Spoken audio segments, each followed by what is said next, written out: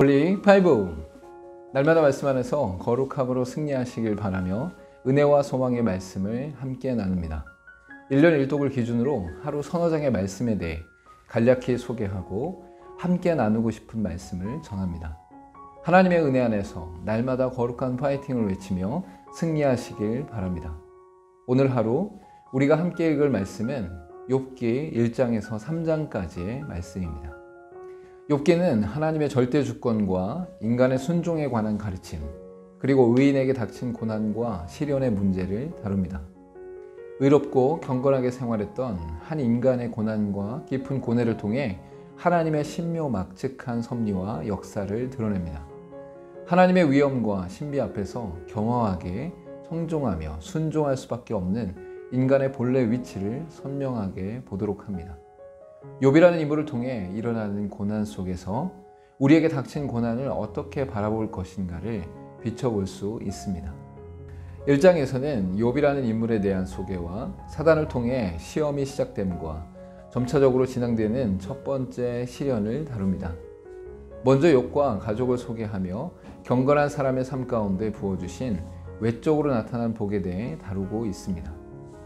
이에 사단이 하나님께 나아가 욥에 대하여 획책하며 시험할 것을 요청하고 하나님께서는 소유물에 대해서만 허락하십니다. 마지막은 연속적으로 욥이 당하는 고난이 일어나게 되고 그럼에도 불구하고 하나님 앞에서 죄를 짓지 않는 모습을 보입니다.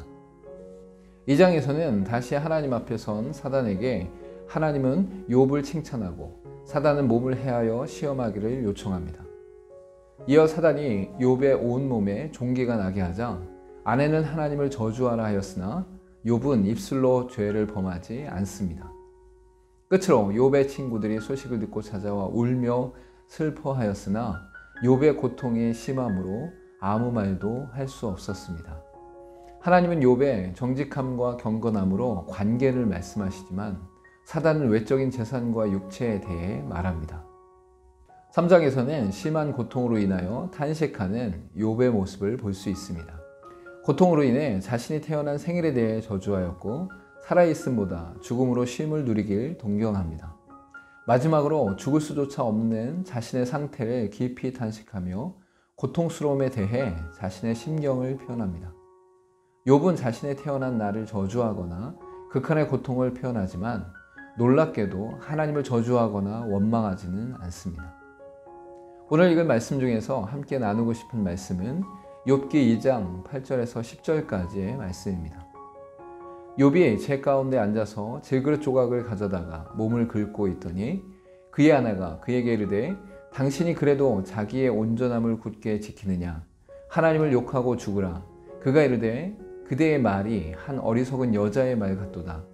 우리가 하나님께 복을 받았은즉 화도 받지 아니하겠느냐 하고 이 모든 일에 욥이 입술로 범죄하지 아니하니라. 욥이 당한 재산과 자녀를 잃은 것과 온몸에 종기가 난 고통은 이루 말할 수 없는 아픔들이었습니다. 종기로 인해 쓰레기 더미 위에서 자신의 비참함을 애통하며 몸을 긁을 때에 아내가 하나님을 욕하고 죽으라고 말합니다. 그러나 욥은 모든 복과 화의 주인이 하나님이신 것을 고백하며 입술로 범죄하지 않는 자세를 보입니다.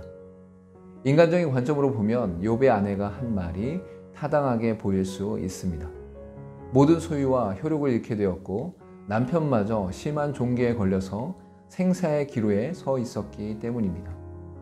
하나님을 섬기며 경건한 삶을 살았음에도 불구하고 저주를 받았다고 생각할 수 있습니다.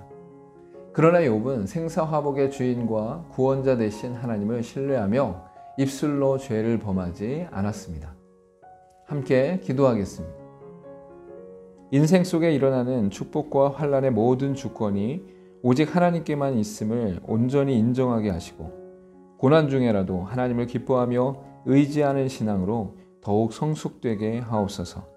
예수님의 이름으로 기도하옵나이다. 아멘. 이 땅을 살아가는 동안 정직하고 의로움에도 불구하고 고난을 받을 수 있습니다. 세상에서는 저주받았다고 말하지만 하나님 안에서는 하나님의 뜻을 깊이 살피는 자세입니다. 이 땅을 살아가는 동안 고난 중에라도 기뻐하며 승리하시길 소망합니다. 오늘 또 홀링 5